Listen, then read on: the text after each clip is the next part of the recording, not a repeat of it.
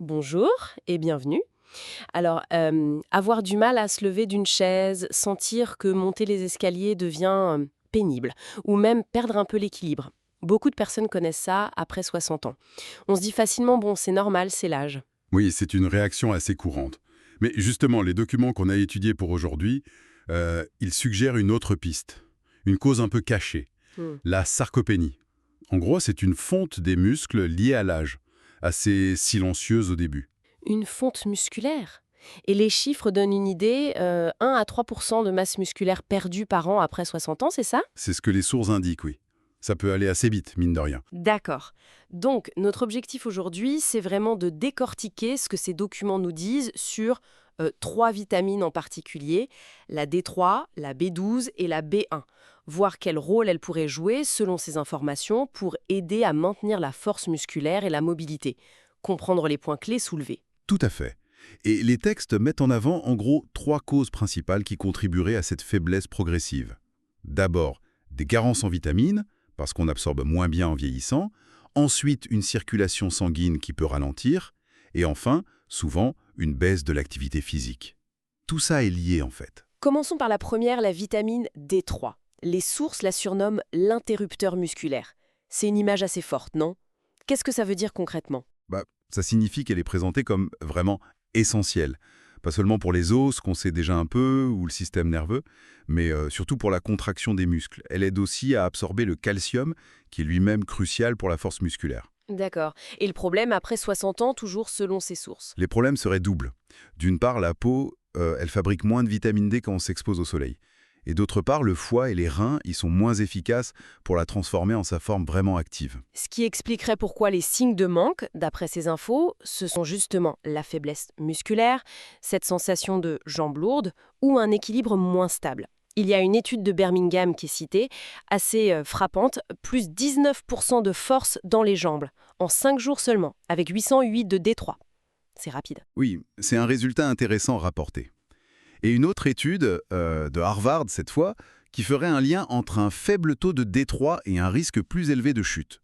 Donc, pour les conseils pratiques qu'on trouve dans ces documents, en général, ils parlent de 800 à 2008 par jour. 800 à 2000 UI. Oui, idéalement le matin et avec un repas qui contient un peu de matière grasse. Ça aide à l'absorption. Pensez avocat, œufs, ce genre de choses. Et l'alimentation seule suffirait? Apparemment non. Les sources insistent sur le fait que c'est souvent difficile d'atteindre ces doses juste avec l'alimentation. D'accord. Donc la D3, elle agirait sur la force de contraction du muscle. Mais bon, pour que le muscle se contracte, il faut bien qu'il reçoive un ordre, non? L'ordre du cerveau. C'est là qu'intervient la B12. Exactement, c'est comme ça que les sources la présentent. La B12 serait cruciale pour cette connexion nerveuse entre le cerveau et les muscles, pour la coordination. Elle participe à maintenir ce qu'on appelle la gaine de myéline, l'isolant autour des nerfs si vous voulez. Et elle est aussi importante pour fabriquer les globules rouges. Et là aussi, il y a un problème d'absorption avec l'âge, hein? Oui, c'est un point soulevé. L'absorption de la B12 peut diminuer. Moins d'acide dans l'estomac, c'est une cause fréquente, ou alors la prise de certains médicaments. Les antiacides, par exemple, ou la metformine qui est souvent prescrite après 60 ans, notamment pour le diabète. Et puis, les régimes pauvres en produits animaux peuvent aussi jouer. Les signes d'un manque de B12, d'après ce qu'on lit, ils sont assez parlants. Des picotements, des engourdissements, surtout dans les pieds, une instabilité. Parfois cette sensation un peu étrange d'avoir les jambes déconnectées du reste du corps. C'est ça. Les textes mentionnent des études d'Oxford qui auraient trouvé un lien entre un faible taux de B12, une marche plus lente, et un risque de chute accru. Une autre étude aurait montré une amélioration de l'équilibre des réflexes avec une supplémentation de 500 à 1000 microgrammes par jour pendant 8 semaines. Et côté pratique pour la B12, les conseils des sources? Alors les doses suggérées sont souvent de 500 à 1000 microgrammes par jour. Et la forme méthylcobalamine est parfois recommandée. Méthylcobalamine, pourquoi celle-là spécifiquement? Parce qu'elle est décrite comme étant la forme directement active, celle que le corps peut utiliser sans devoir la transformer d'abord. Ce qui peut être un avantage si les processus de conversion sont moins efficaces avec l'âge. Pour le moment de la prise, plutôt vers midi, et il est suggéré d'éviter de la prendre en même temps que du café ou du thé qui pourrait gêner l'absorption. D'accord. Et là encore, l'alimentation seule, c'est souvent juste. Oui, l'apport purement alimentaire est souvent jugé insuffisant pour combler un manque potentiel selon ces documents. Bon. Il nous reste la troisième vitamine clé mentionnée, hein, la B1, la thiamine. Elle est décrite comme l'énergie musculaire. C'est le carburant alors. C'est un peu ça, oui. Son rôle principal, c'est de nous aider à transformer les glucides, les sucres qu'on mange, en énergie utilisable par nos cellules. C'est la fameuse molécule ATP. C'est vraiment le carburant direct pour les muscles. Sans assez de bien efficace, le moteur manque de jus, quoi. Et comme pour les autres, des soucis d'absorption ou des facteurs qui augmentent les besoins? Oui, l'absorption peut aussi diminuer. Et certains médicaments comme les diurétiques, encore la metformine, ou même la consommation d'alcool, peuvent augmenter les besoins ou réduire les réserves. Une alimentation pauvre en céréales complètes, qui sont une bonne source de B1, peut aussi contribuer à un manque. Et les signes qu'on peut remarquer? Les sources parlent de crampes musculaires, d'une fatigue qui arrive très vite, même après un effort léger, des vertiges quand on se lève rapidement, voire un manque de motivation pour bouger.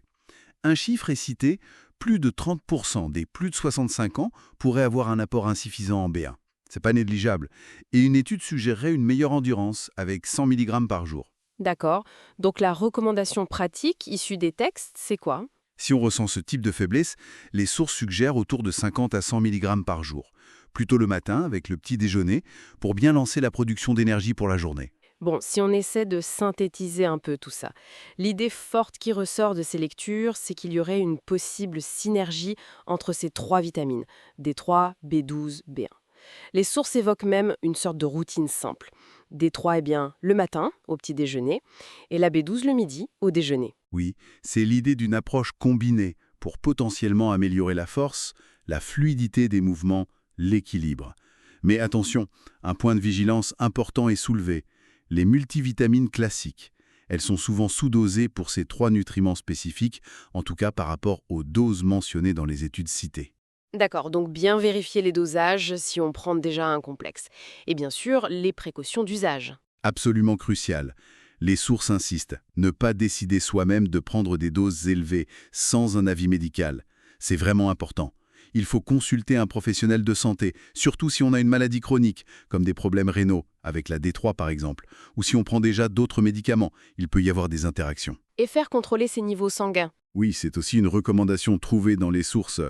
Faire vérifier ses taux de vitamine D3 et B12 régulièrement, genre tous les 6 à 12 mois, pour ajuster si besoin.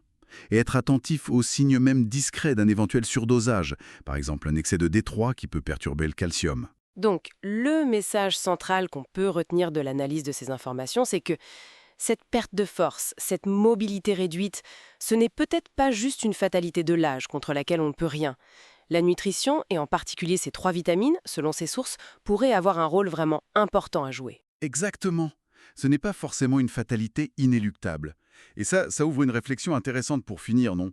Si on voit que des ajustements nutritionnels bien ciblés peuvent influencer quelque chose d'aussi fondamental que la force musculaire, comme ces documents le suggèrent, alors on peut se demander quels autres aspects du vieillissement, qu'on accepte souvent comme normaux, pourraient être eux aussi influencés positivement.